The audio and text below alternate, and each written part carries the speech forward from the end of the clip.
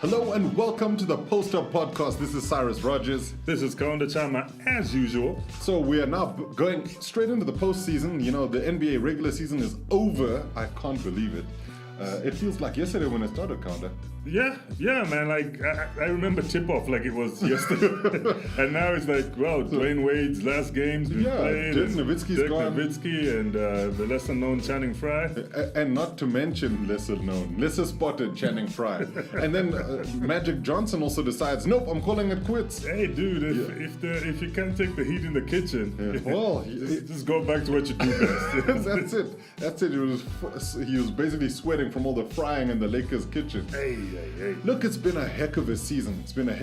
So many things that we need to recap, but I think let's not look back. Let's look forward. Let's look at the playoffs, look at the playoffs picture. Let's look at some of the African players who are going to be taking part in the playoffs. It's going to be a heck of a postseason. I like the way you think, Cyrus, because I had a lot to complain about, especially considering that I'm a Lakers fan.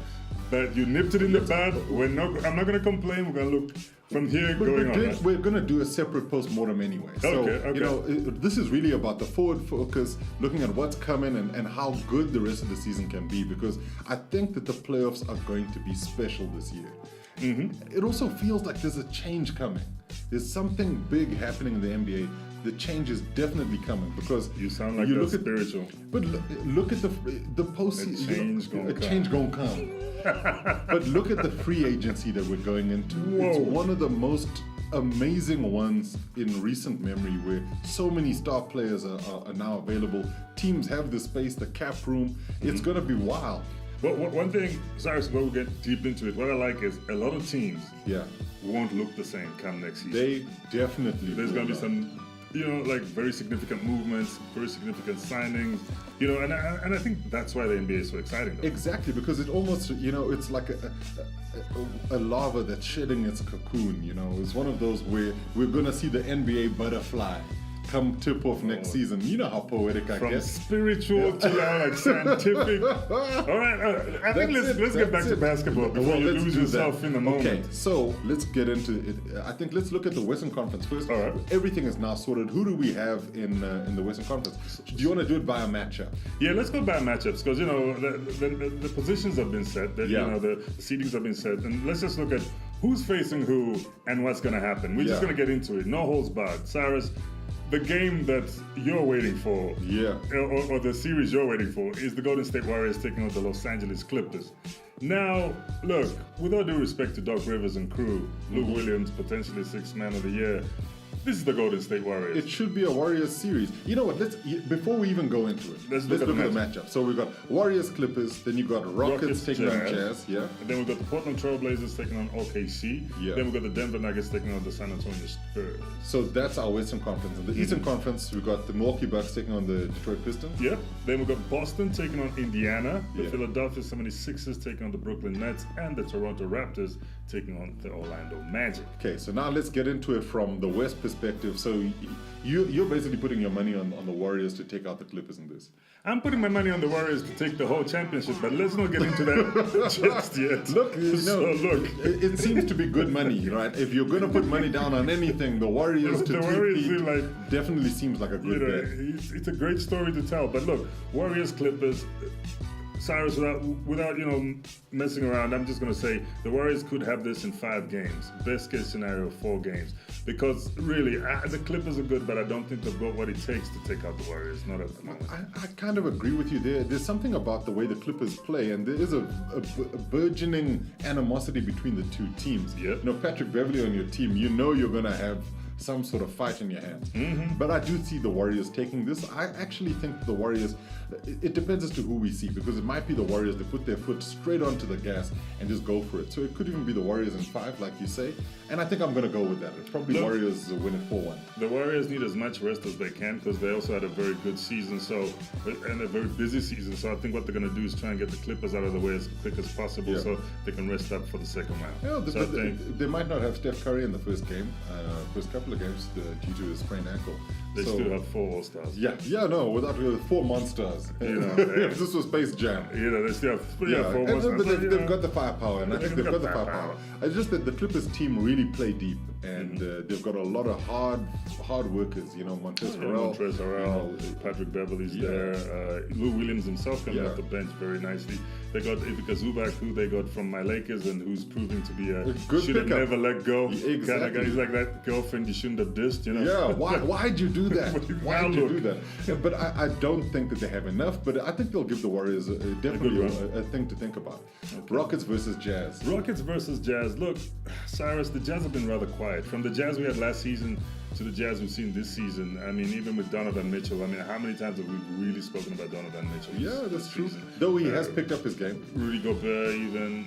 Look, Cyrus, they've got a decent enough team, but I think at the level the Rockets are playing at the moment, I think if they carry on with that trajectory, especially, cross fingers, Chris Paul is healthy, and James Harden's healthy, Clint Capella's healthy, they've got guys to fall back on. So I think this is also I think it's a Rockets victory. I think the Jazz are cool, but they're not good to shoot down a rocket. Oh, I get what you're saying. You need some ICBMs. You know what I'm saying? They need some rockets serious to take out ICBMs. rockets. But I think the thing about the Jazz, though, is that you just don't know what you're going to get. I think there'll be a good defensive matchup for the Rockets. You've got Rudy Gobert there. He's really going to do his thing. But it's really about what they offer going forward. And I think that's really the critical piece here, because the Rockets seem to have too many offensive options. Cyrus, let's just keep it real here. Before keep it real. See in this place, backcourt matchups. Just look, they've got Chris Paul, perennial All-Star, president of the Players Association. James Harden. You're gonna list his CV. You know what I'm saying? They got James Harden, one of the most prolific players in the league. I think potential back-to-back MVP here. And I know you're talking about Rudy Gobert, great defensive player, but he's going to be up against the likes of Clint Capella. Clint Capella is no mug. No, that's he true. Will go toe to toe in that paint. But you've also got guys like Jay Crowder in that Jazz team. So but don't forget PJ Tucker. So you throw Jay Crowder, we throw PJ Tucker at you. Like trump cards. Okay, you put this down, I got this down. You put that down, I got something else. So let's keep it real. Front court. Yeah. It's okay, but it's the backcourt that's going to be a problem for the Utah Jazz. That's it. And trying to stop James Harden has been tough for every team this season. But just remember, Patrick Beverly was even talking to Jay Crowder, and he was like, look, this is how you stop James Harden, like he did. Yeah, I know. Well, it's crazy out there. But I do think the Rockets will take that series. I do think the Jazz will probably give a good fight, but they're just not at the level they should be at in order to really push and challenge. I give it a maximum 5-game series. Maximum. And I'm agreeing with you on that. I give 1 game to Utah. But it's also one of those where you start looking at it in terms of health. And I'd hate to bring up player health in any of these things. But I read somewhere recently where they were talking about the fact that Chris Paul and injuries in the playoffs are synonymous with one another. Don't say that. I'm just saying, this is what I saw. I'm not wishing any ill on the guy. I like Chris Paul. I want to see him. I want to see the Rockets. You know the record. You know the record with this young man. Yeah, I know. So please don't say that. Okay, fine. Chris Paul, let's touch some wood. I don't know, because this is not on me. This is on you. Okay, our next matchup, by the way, I think Rockets in 5 as well. Rockets in 5. Okay, next matchup is the Portland Trailblazers taking on the Thunder. Wow. Cyrus, I swear, these may not be the biggest markets in the league, but this is going to be an exciting matchup. That's a really good one. I see Russell Westbrook and Damian Lillard really trying to go toe-to-toe and bucket for bucket. But the problem is the major injury this season in these two matchups has come by way of the Portland. Yusuf Nurkic. Yusuf Nurkic's injury, I think it sways things in the OKC direction a little bit. Yeah. If he had been healthy, we'd be saying, okay, we'll see, because they've been running some nice plays through him. But now that injury, it takes away a little bit of the excitement, if you know what I'm saying. No, I get you, but then it also means you've got an Enes Kanter who's playing against the Oklahoma City Thunder that he loves, right? And he wants to still show that he's got what it takes, and they should never let him go. So he's the kind of player who can bring Nurkic's type of effort. Back up? Okay, then I see that. But and then you've also got CJ, right? CJ can shoot the lights out. If he's fit and everything's running to plan, I think that he'll do well. There's a guy that I follow on Twitter, Nate Jones, who's a big Portland Trailblazers fan, and he was talking about the fact that one of the unsung heroes of this Blazers team is our favorite Nigerian American, Al-Farouq Aminu. He does so much on both ends of the court, and that is critical. And I think that the Blazers do have some of the right kinds of pieces. Yeah. But the Thunder are deep.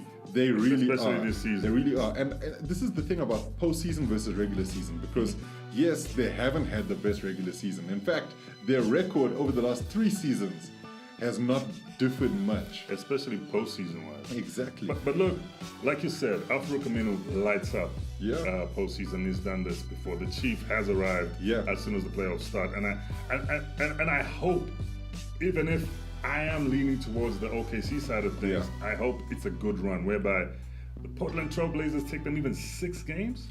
I would love to see that. It would be great to because, see it go 6 or 7 games. Because I want to see Russell being put to the test. I want to see PG-13. Paul George has been such a great player in the regular season. Yeah. I mean, we've had him in and out of our MVP conversation.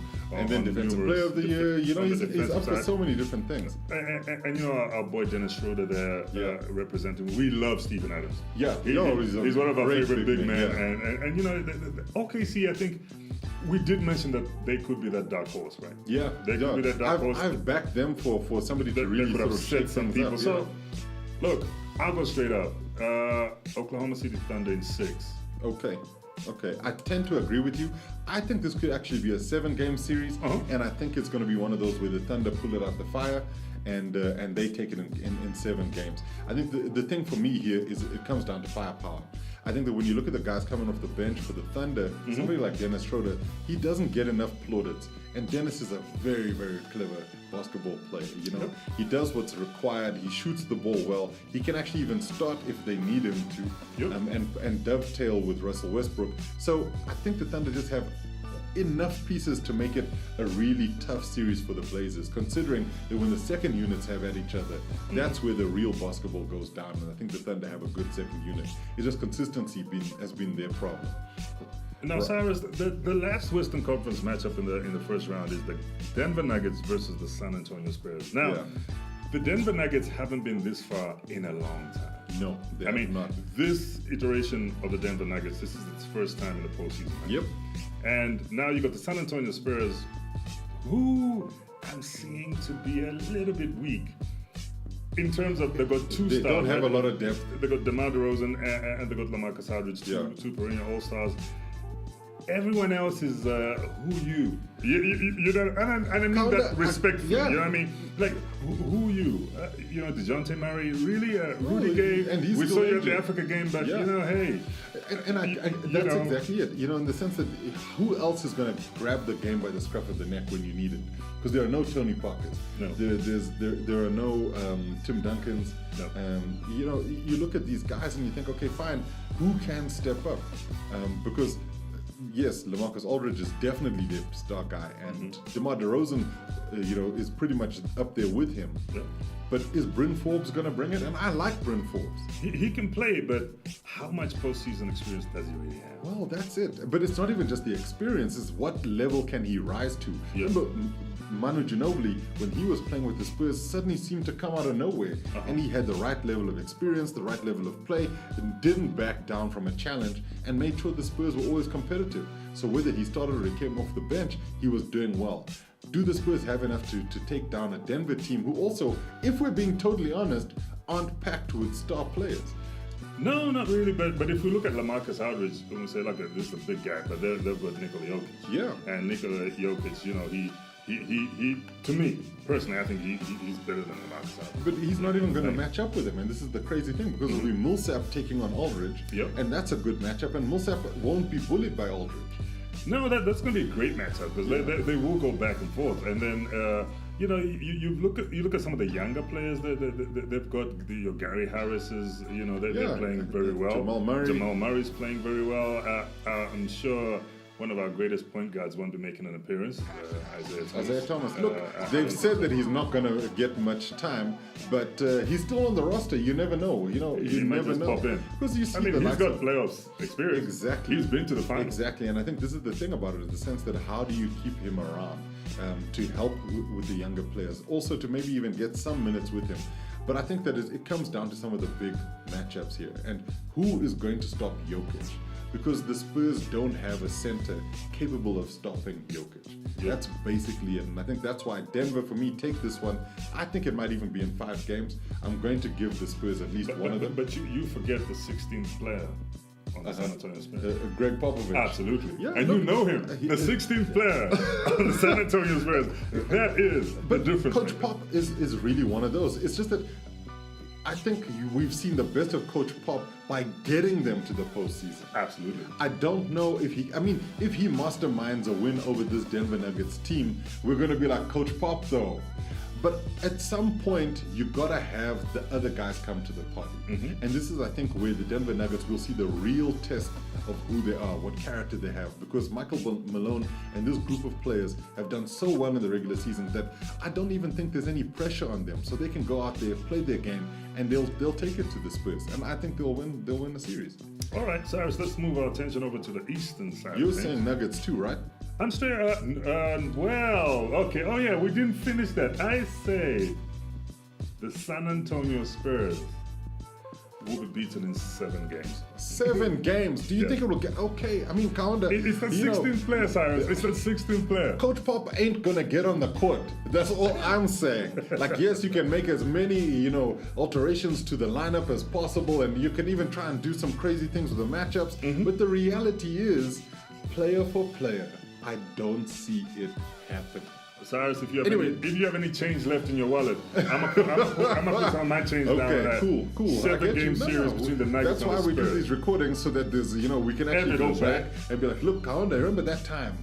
You owe me a burger. It's fine. No, but I go with Spurs in 7. Spurs in 7. Goodness gracious. It's gonna be a long series. Look, that's all good.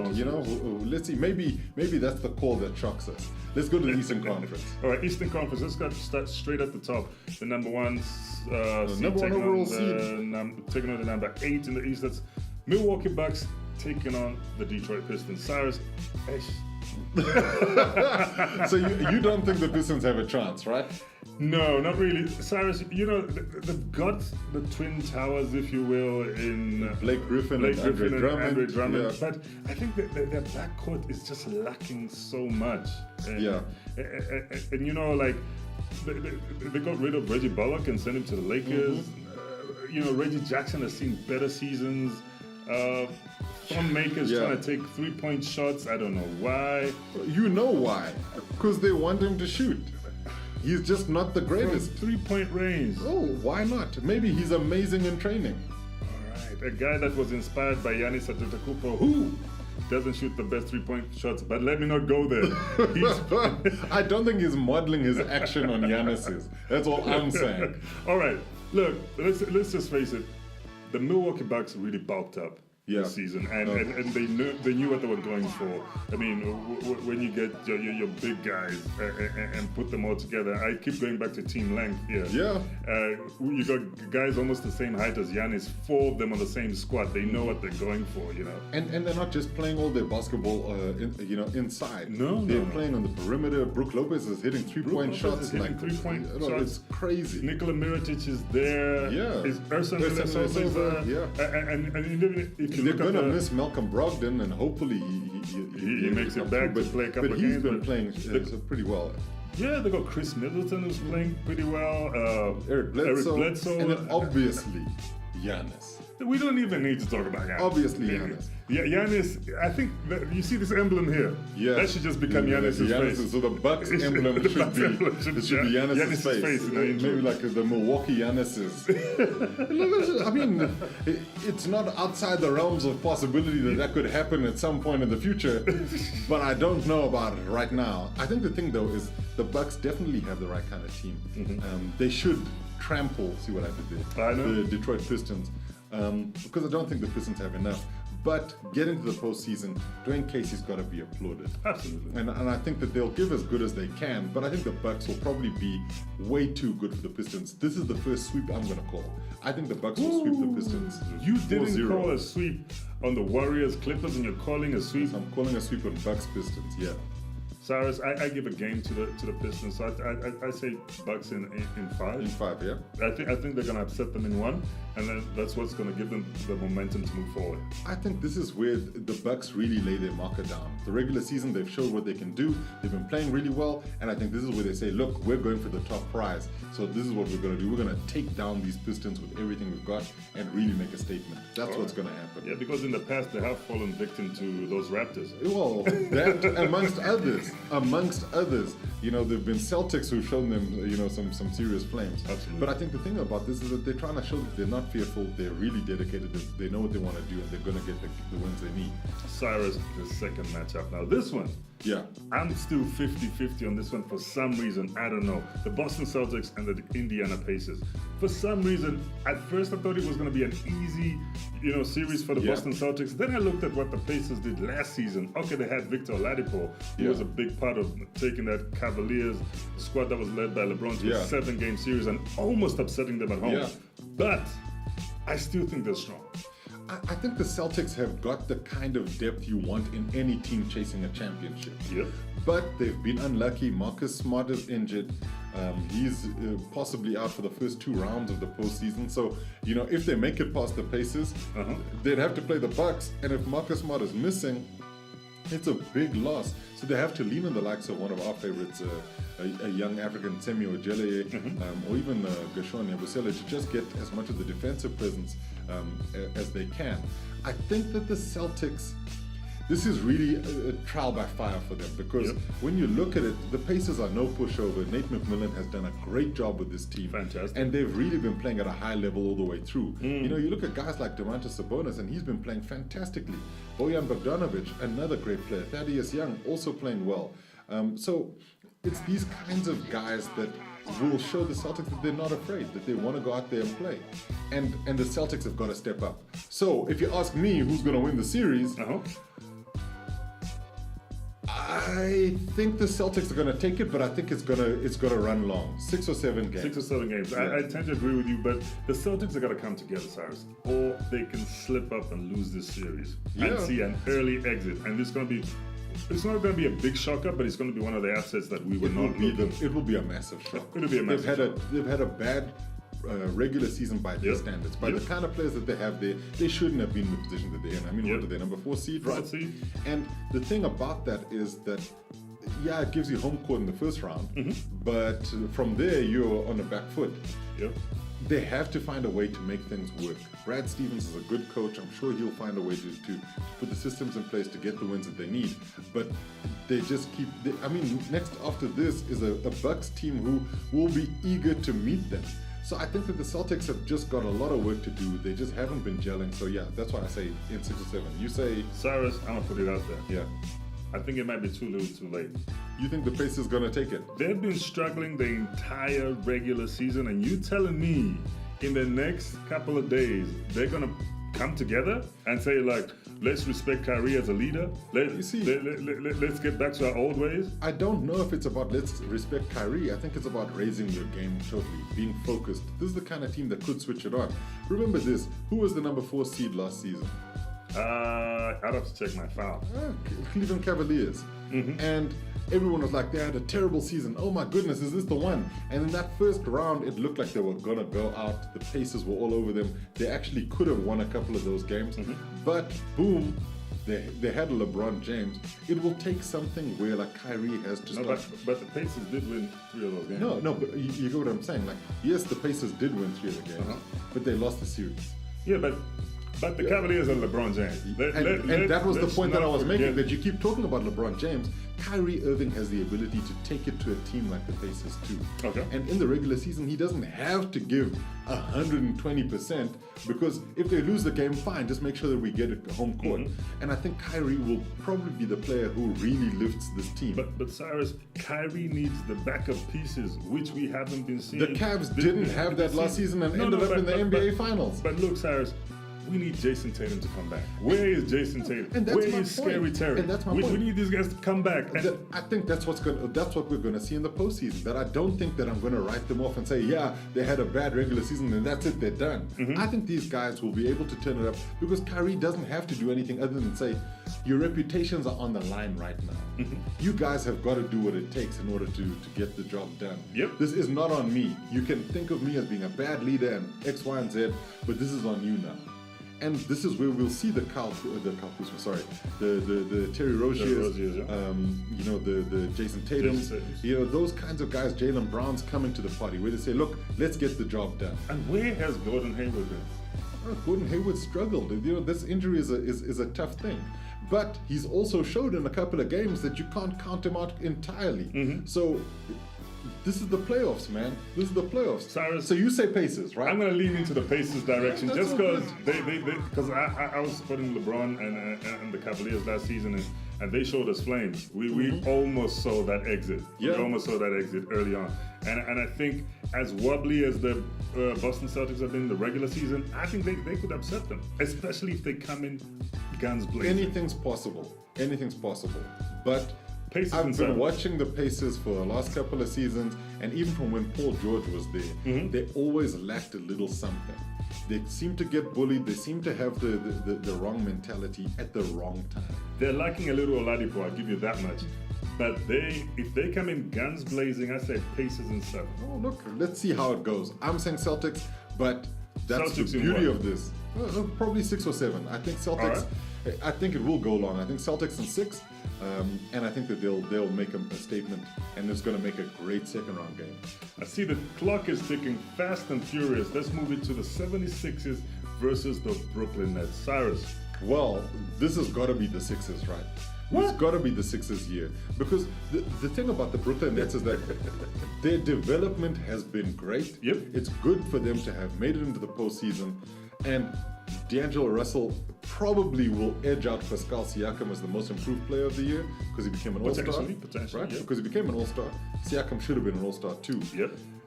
But I think that the Sixers have enough firepower to take down the Nets in any series. You look at it, and Jared Allen has been fantastic, but Joel Embiid is going to unfortunately bully him.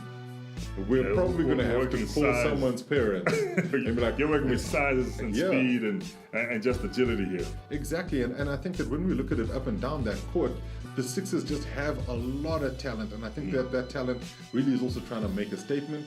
They got to get to the conference semi, so it's got to be the Sixers for me. Look, Jared Allen blocked LeBron. He blocked Giannis. He's blocked Joel Embiid. I think he's blocked almost getting every big man. Getting one block on these guys is fantastic. But I'm saying he can't win games on blocks alone. Exactly. So look, I think the Brooklyn Nets, I'm happy they made it to the postseason, especially what they've had the past couple of seasons, but they don't have enough depth to take on the likes of JJ Redick, TJ McConnell when they're firing on, and I've started with the second year right now. We go to Joel Embiid, we go to Ben Simmons, Tobias Harris, Jimmy Butler. Oh my word! No, let's just call this one. This is the 76ers in 5. I'm total agreement with you. 76ers in 5. 76ers and 5. There could be a couple of shots. I think this could also be a sweep, actually. A sweep? There's a potential for a sweep here, but I think the 76ers and 5 makes a lot of sense. But look, the Sixers do have that firepower. They do. The only thing being consistency. That it's the away games. You know, what do they do when they go to Barclays Center? And I think that's where they might slip up and lose 1, possibly 2 games. But I think the 76ers have got this. So we got 76ers and 5. Yeah. All right. Okay, so the last matchup is the Toronto Raptors taking on the Orlando Magic. And that has been a bit of a surprise for me. The Magic that made it. Congratulations, Kaunda. You called the Magic for the postseason. There's a prize headed your way. Episode 1. This Magic team. I called this Magic team from episode 1. I'm just saying because Mo Bamba didn't make it as far as I thought he would. Injuries and that. But still, we got Ivan Fournier there. Great African talent there. Algerian, French player. But look, Cyrus, as much as I was supporting the Magic. Don't forget, where's Iwundu? Where's Iwundu? Now, player. look, I was supporting the Magic and whatever. I actually thought they would come in the 8th seed, and they came in on the 7th seed. So they actually outperformed my expectations. They were pretty interesting to watch. Terence Ross isn't exactly the most explosive player in the world, but Yeah. every now and then he will turn up the heat. He showed that he's got the skill. And but when you look at it seriously now, Yeah. they are meeting a very turned up Toronto Raptors. Determined guys, determined. There was a great stat I saw the other day, which was about win shares, right? And top 3 in NBA win shares all time, Kawhi Leonard. Okay. This is the kind of guy who wins you games. That's why Masai Ujiri did whatever he could to get Kawhi Leonard onto this team. Because if there's one thing Kawhi does, is that he gives it his all, and he's got the ability to take teams over the line. So, the Raptors do you know what's great scary? team. Do you know what's scary? Yeah. That they perform well, even when Kawhi Leonard is not on the floor. They still perform well. If he's injured or he's resting, they still perform well. Now add Kawhi in that mix, that's problems. It's a potent combination. And you look at the list of African players on the Raptors, Serge Ibaka, Pascal Siakam, OG Anunoby. We've got African interest in this one. I think the Raptors are just very focused. Not getting the number 1 seed is not going to be an issue for them. They were the number 1 seed last season, and what happened? Yep. Right? And this whole idea of now LeBron's gone, the fear of LeBron is, going to give them the leeway to go wherever they need to go to. I do think that the Raptors are going to beat the Magic in this first round. I think it's going to be fairly convincing. I think this is going to be a sweep. You think it's going to be a sweep? Yeah. I give the Orlando Magic 1 game, but no, I think I'm going with you. It's going to be a it's sweep. going to be a sweep. Enough love to the Magic, yeah. No, Nikola Vucevic has been fantastic. He was an all-star this season. Yep. He's been playing at an incredibly high level. But I think that when you look at the way the Raptors are set up, they've got a lot of very good pieces that will give it their all. It's the only thing is that they just haven't lifted themselves to the point where they've dominated games, the Raptors. Yep. Like games that they should have won, they've just squeezed a victory out. And then I think that's a worrying sign. That's a worrying sign. Raptors at their best sweep the series. Raptors at their worst win it in 6.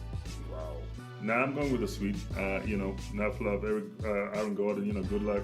Mo Bamba. I know you'll be watching from the bench, but hey, look, this is the Toronto Raptors. Yeah. They are the North. They are the North. They are the North.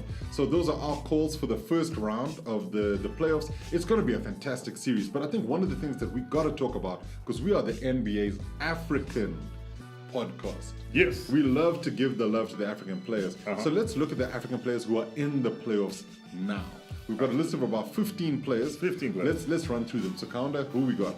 Well, at the Rockets, you got Clint Capella, who's one of our favorite centers. Yeah, we love very, very, very efficient. And we're going to run through this really quick. At the Utah Jazz, we've got Thabo Sefolosha, South African Swiss international. They're a great guy. Met him when he was on the continent a couple of years ago for the Africa game. He was great. Ekpe Udo. You got an invitation. Next time there's an Africa game, please come through. Yeah, and we love Ekpe. We'd love to meet Ekpe. But the Jazz love him too. He's the kind of teammate that everybody wants to have on their team. He gives so much. He's a wise player. And I also love his book clubs. He's been doing a lot of stuff around reading and trying to push literacy. And Michelle Obama actually reached out and she was like, yeah, Ekpe, we see what you're doing. Good stuff, man. That's fantastic stuff. Yeah, on and off the court. Yeah, on and off the court. Is a really star talent and representing the continent of Africa so highly. His Nigerian family and fans must be really proud of him. Staying with Nigeria, at the Portland Trail Blazers, Al-Farouq Aminu, the chief. We love this guy. He's fantastic, and we've had the pleasure of meeting him a couple of times. Yeah. He's just he's kind of humble. Does his work. Yeah. He does his work, and he does what he needs to do. And there's a reason why the Blazers always utilize him. They can count on him. He's the kind of player that you love to have in your team. Who else we got? At the Oklahoma City Thunder, Dennis Schroeder, one of our favorites as well, very great guard, shown a lot of skill, was also been here for the Africa game and performed very well. And I think he's a great second unit player at the Thunder. Starter, second unit, he can deliver in every occasion. Every time. Then you got our own slam dunk champion. Yeah, Hamidou Diallo jumped over Shaq. What more can we say? In fact, a little Superman. We'll leave it at that. We'll leave it at that. He jumped over Shaq. Good to see him playing for the Thunder in the postseason. Abdel Nader, the Egyptian American. Former Celtic. I'm glad he got to a team where I think he might be able to play much more minutes than he did at the Celtics. They'll use him in the rotation fairly well. They have been. At the Spurs, the not oft used Chimezimetu has been there, and it's nice to see him. Yeah. We're not expecting to see him too much in the postseason, but look out for him. He's developing. Look out for him in San Antonio. Then at the Bucks. Giannis. Oh, Giannis Antetokounmpo. Legend. It's a pity he turned down that part in Space Jam 2. I would have loved to see him being a monster. This guy's focused, man. I know. This guy's focused. Maybe when he's LeBron's age, 53, then he'll be in Space Jam. Don't say that. You know I'm still salty that this is one of my first postseasons that I'm watching without LeBron being there. Yeah, you know how much that hurts my heart. Time changes, brother. Imagine you watch this without Steph. Dwayne Wade at some point could jump onto announcers' tables without having to, get a hand up. Now he'll just be jumping straight into them. Dwayne Wade landed on John Legend and his wife, and marginally missed his own wife. Chrissy Teigen was like, guy. That was like light flashing 90-something before her eyes. kgs. Yeah. But then let's get back to our list of African players in the playoffs. We've got Thon Maker at the Detroit Pistons. He's going to be getting some action. Love Thon Maker. I think I didn't really support him leaving the Bucks, but I think at the Pistons he'll get more playtime and more exposure. And I think we wish him all the best. Yeah, definitely. If he borrows anything from Giannis, it's got to be that work ethic. Thon is a really sharp guy. And I think he'll do well to push himself a little bit more, bulk up, learn the game a bit better, and then really just show what he's got in Detroit. Yeah. At the Celtics, there's Semi Ojeleye and Gershon Yabusele.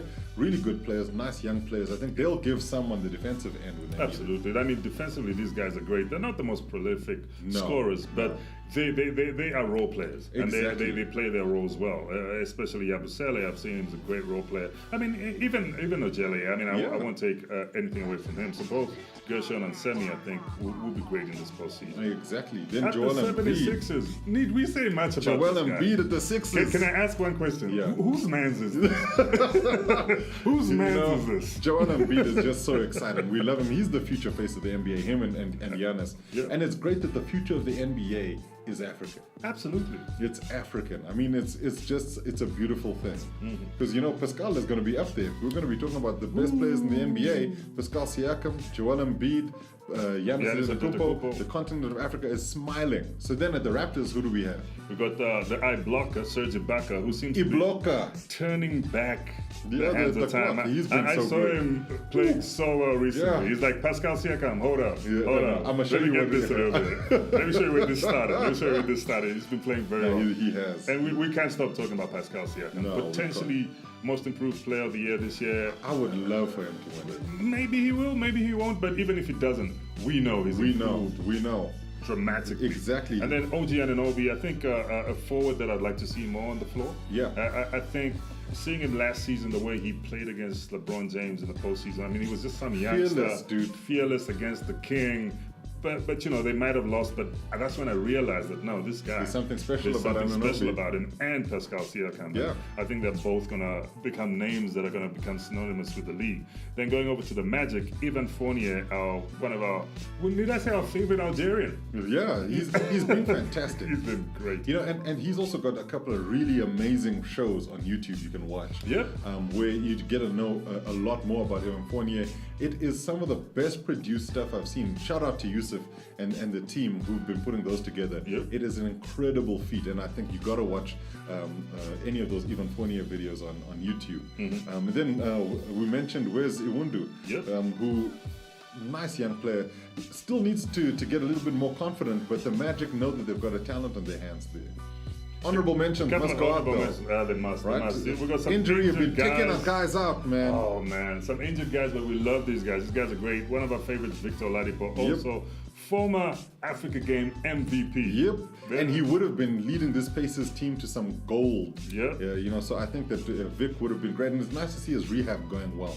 No, I saw him. He can shoot from a wheelchair. He can shoot from a bench. I'm like, whoa. No, he's there's doing no his stopping thing. this he's man. He's doing his thing. I think he'll be back stronger next season. Yeah. Lukumba Mute, who we absolutely love. It's so tough that he won't be there this postseason because he's the kind of player that teams just are desperate to have. Good two-way player. Cyrus is a great two-way player. I know we've had this discussion before about calling him more defensive than offensive. And he was like, yo, fellas, come on now. You've seen when I attack. That's true. We give Lukumba Mute a lot of love, and it'll be great to see it would have been great to see him playing for the Clippers this postseason, but injury is injury. And one of our newcomers to the league, Mo Bamba, he's at the Magic. Stress fracture in the leg, just keep him out. But, it would have been great to see him in the postseason. I think Bamba, Cyrus, like you mentioned, a form maker, he's also one of those Africans that needs to bulk up a little bit. He's still young. So he's still young, so he's a few burgers behind. I think... they just need to go talk to Giannis. Giannis, how did you do it? Even Joel Embiid, if you look at those Basketball Without Borders pictures, and you look at him now, you're like, yo, dude, where's your restaurant? I want to go there. No, they're definitely doing it in the gym. Yeah, I think they need to talk to Giannis, they need to talk to Joel Embiid, I think the likes of Mo Bamba, bulk up a little bit. Serge Ibaka too, but Serge always been big and scary. Yeah, big and scary. You don't want to fight that guy. He's ready for it all the time. But those are the guys that we're looking out for. Who do you think of this list of African players, who do you think might go the furthest? I think it's Giannis Antetokounmpo. I see the Bucks making it to the Eastern Conference Finals, or potentially even taking the East. So, to me, Giannis Antetokounmpo will go the furthest, followed behind by Philly's very own Joel Embiid. Okay, so those your picks for the African players who will go the furthest in the postseason. Hold up. Because I'm looking at this list. I see a Bucks Raptors final, so I think let me take that back. It'll be Giannis, followed by all the guys at the Raptors. Yeah. So you think Bucks Raptors Eastern Conference final? Look, that's what I'm calling. I think I agree with you that I think Giannis will probably be the African player that goes the furthest in the postseason, and we'll be watching him and tracking him because he's just that special. Yeah, absolutely. So, he's our very own freak. The African freak. I still hate that. I don't want to call him a freak because he's no longer a freak. He's just amazing. Can we just not call him the amazing? The African. We'll come up with something. Okay. We've been threatening to come up with something. We'll come up with something. A good nickname for you, Giannis. Don't be leaning into this get freaky. We'll find something for you, man. Okay, so that's it. That's it for this edition of the Post Up Podcast. Make sure you interact with us on social media. We're on Twitter.